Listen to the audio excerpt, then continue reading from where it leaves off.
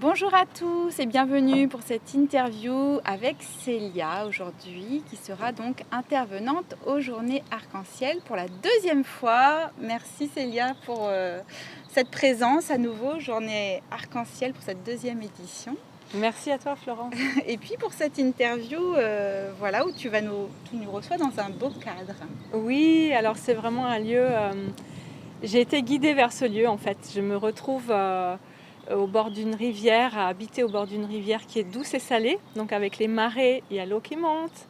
Et voilà, je suis en contact perpétuel avec l'eau dans ce lieu-là.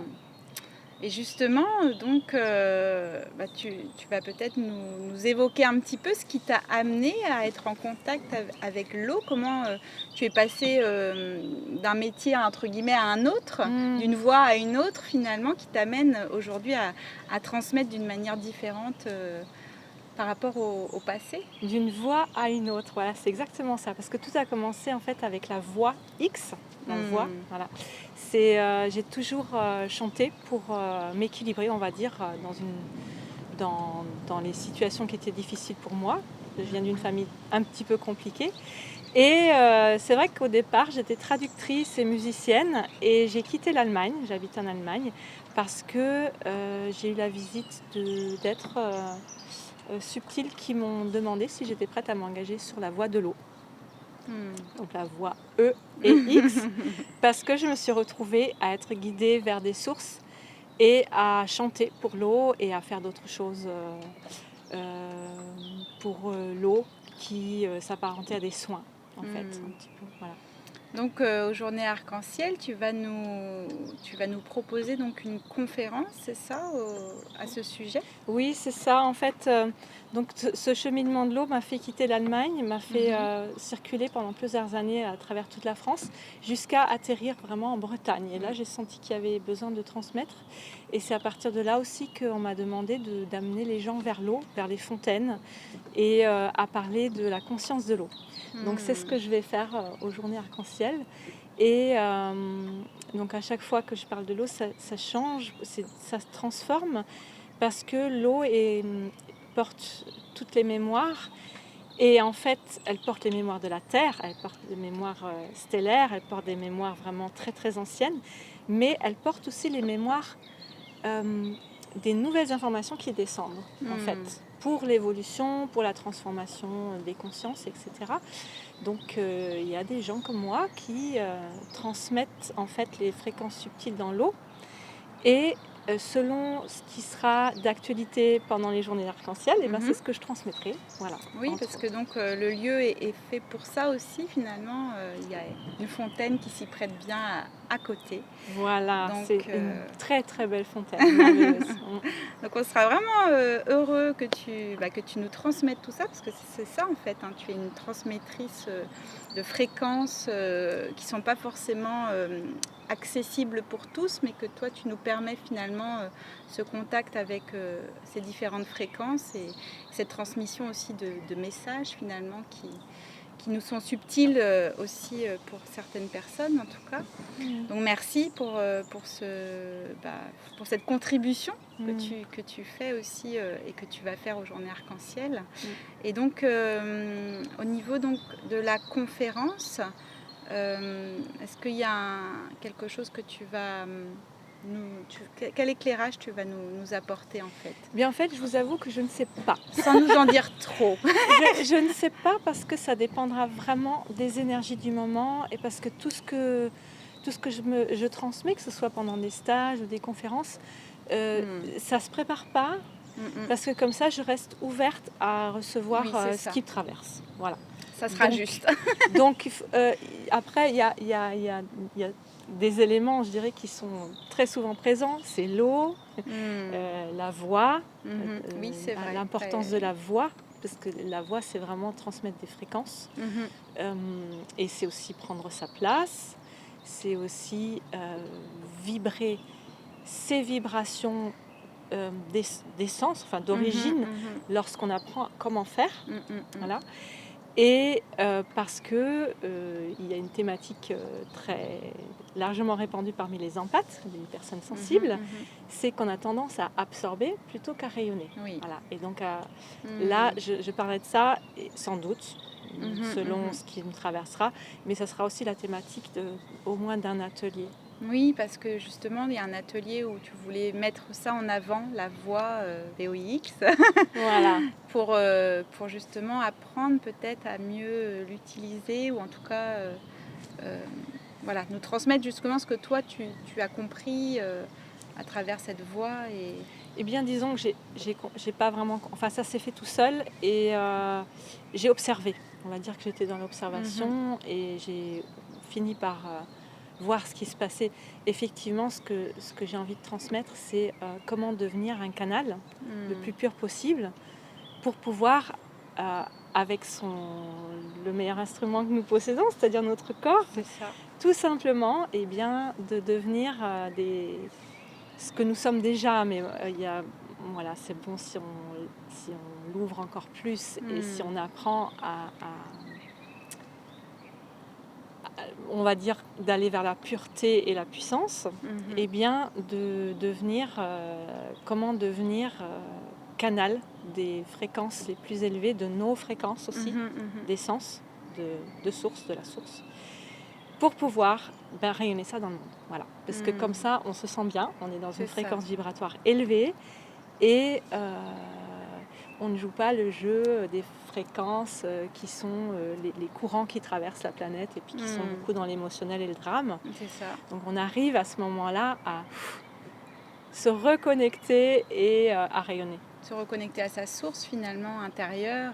Voilà, sa source intérieure, la source de manière générale, enfin je veux dire c'est partout quoi, elle est partout. Ouais. Ça permet d'incarner pleinement qui on est davantage en fait, la lumière, et donc de se déployer, de rayonner ça, et c'est vrai que ça peut permettre après de transmettre toutes ces belles fréquences autour. Oui, si chacun fait ça en fait, finalement apprend à le faire, ça permet aussi de rayonner tout ça. Peut-être même que c'est notre but d'incarnation, de simplement se rappeler qui on est et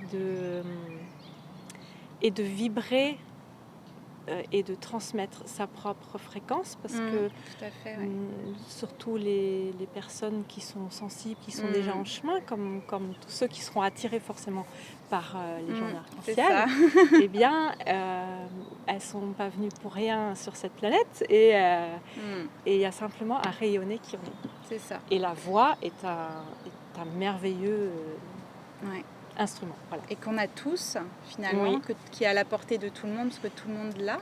Complètement. Et c'est pas, ça n'a rien à voir avec savoir chanter. Donc là, déjà, on peut casser pas mal de préjugés ou de craintes. En fait, c'est vraiment juste une histoire de fréquence. Voilà. Et c'est vrai que, comme on parlait d'essence, les journées arc-en-ciel, c'est ça, c'est le retour à l'essentiel.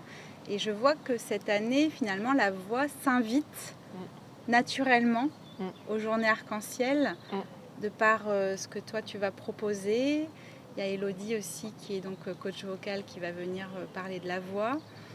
Moi-même, j'ai découvert cette année vraiment à quel point la voix avait son importance, et c'est vrai que je vais aussi transmettre à ma manière certaines choses par la voix, et finalement on a des artistes qui vont venir aussi cette année aux journées arc-en-ciel, et ils vont aussi transmettre cette voix là qui est la leur, pour montrer que chacun peut suivre sa propre voix, et donc ce retour à l'essentiel, tu vas nous montrer le chemin par tous ces ateliers et cette conférence aussi. Et c'est vrai que moi j'ai découvert ta voix il y a longtemps, mais je me rappelle encore de ce moment.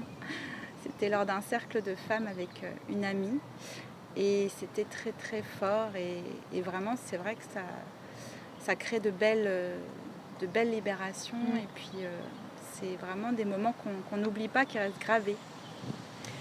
En tout cas, je vais proposer des outils et des manières de... Comment dire, des choses qu'on peut rapporter chez soi et qu'on peut s'entraîner à faire chez soi aussi. Oui, oui. Pour que finalement on puisse maîtriser un peu mieux peut-être cet outil qu'on a tous et que les personnes qui vont expérimenter puissent se sentir plus autonomes peut-être. Oui, maîtriser ou je dirais moi laisser couler, laisser simplement vibrer, en fait comme si on était juste des cordes d'une guitare qui se mettent à vibrer à certaines fréquences et bien choisies. Voilà. Les fréquences que nous choisissons, qui nous font du bien et qui font du bien à l'entourage. Voilà. Et puis sinon, est-ce que tu as envie de nous parler d'autre chose ? Alors, qu'est-ce que je pourrais vous dire ? Il y a plein de choses à dire. J'ai envie de vous transmettre un message. C'est que un message que j'ai reçu moi de la part des esprits des arbres et des esprits minéraux et aussi des animaux. En fait, c'est que là, nous sommes vraiment en pleine, on va dire, pleine transformation, en pleine ascension. Et il m'a été dit, et c'est ce que j'aimerais vous transmettre, c'est que les 4 règnes ont besoin d'évoluer ensemble. C'est-à-dire que nous ne pouvons plus, en tant qu'humains, se balader sur la planète. Alors, je vais être un petit peu rude, mais comme des autistes, à ne pas voir ce qu'il y a autour.